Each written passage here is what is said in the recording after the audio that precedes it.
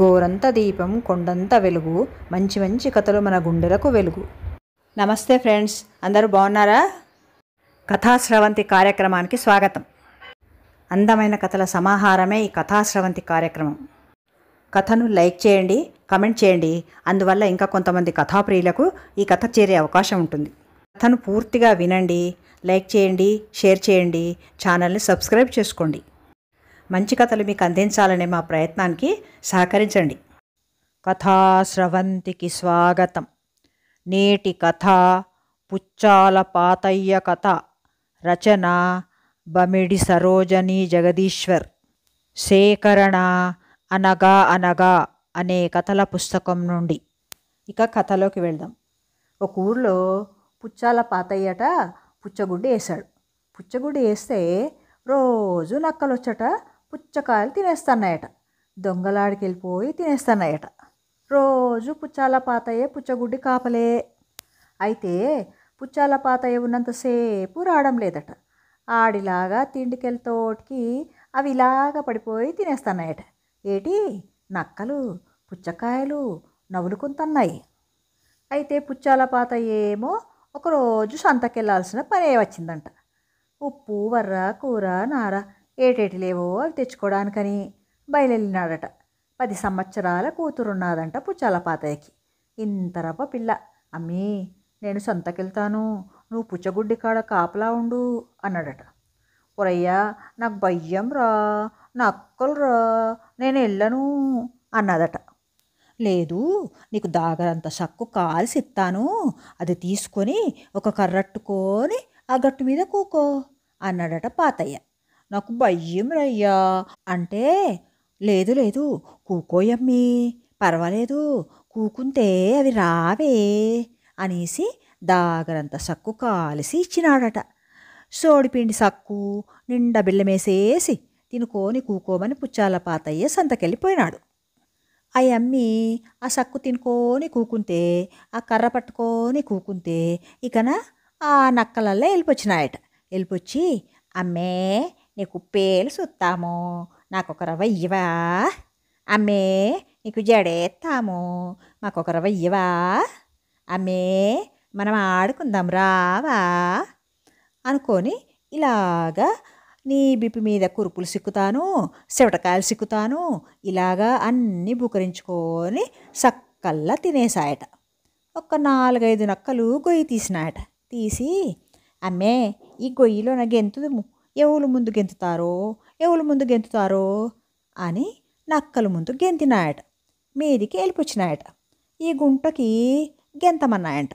గెంతమని తోటికి గెంతిందంట. గెంత తోటికి గబగబా అన్ని నక్కలు మన్ను పోసాయట. ఇంతరవ్వ కొప్పు ఉంచేనాయట. 2 ఎంటుకల మీదికి ఉంచేసి వెళ్ళిపోయినాయట పుచ్చకాయలు పట్టుకొని. ఆ పుచ్చాల పాతయ్య వచ్చినాడట ఇంట్లో సామాను పడేసి.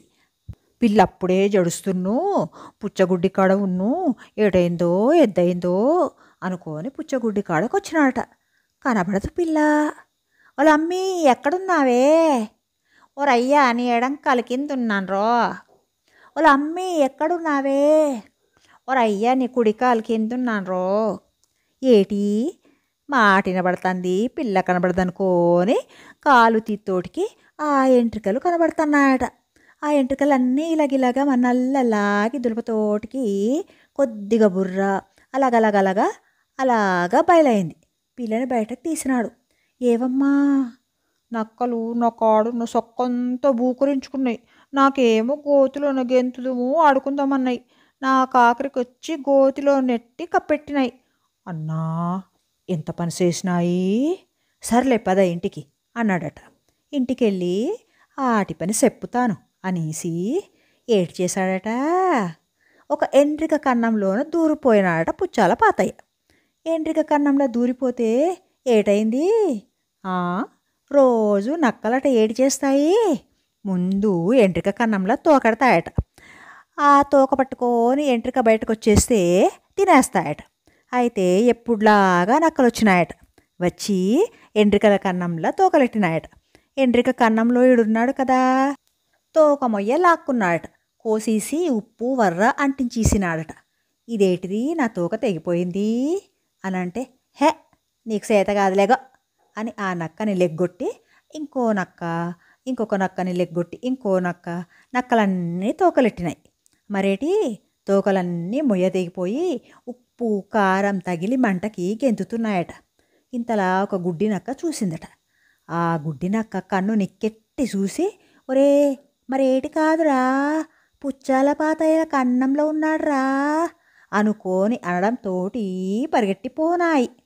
అలాగ పారిపోయిన తర్వాత ఒక చెట్టు ఉన్నదట, పక్కనే బట్టి ఉన్నదట.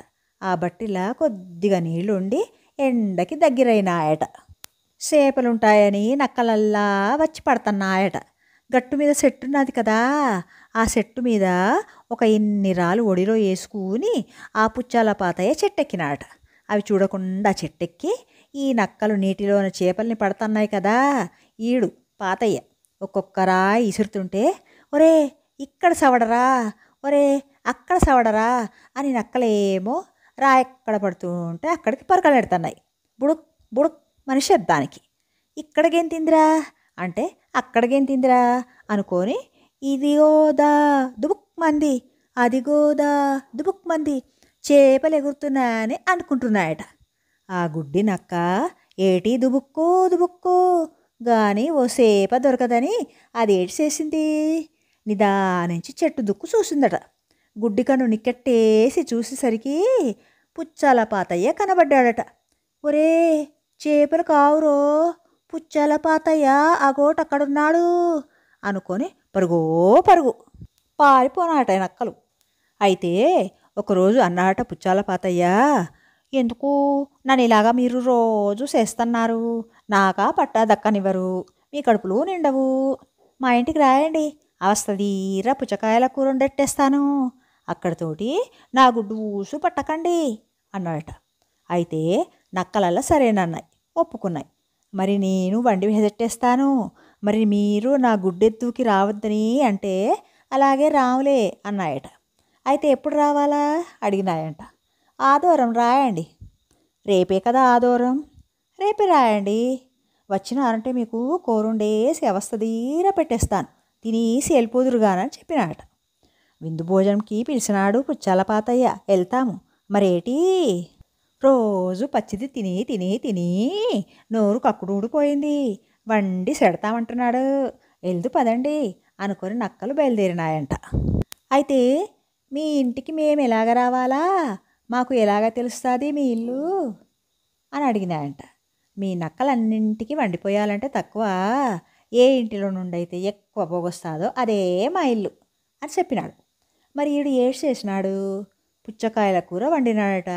వండీసి ఆకులు తెచ్చాడంట. తెచ్చిన ఆకుల మీద ఇంత పుచ్చకాయల కూర ఇంతేసి పెంట పెట్టినాడంట. ఒక్కొక్క రవ్వ కూర, ఒక్కొక్క రవ్వ పెంట. ఇంకా పుచ్చాల పాతయ్య అటుకెక్కిపోయినాడంట. పిడికలు టంపెట్టినాడు కదా, ఆ నక్కలల్లా చూసుకొని వచ్చేసినాయి. వచ్చేసరికి తలుపులు బార్లా తీసున్నాయంట.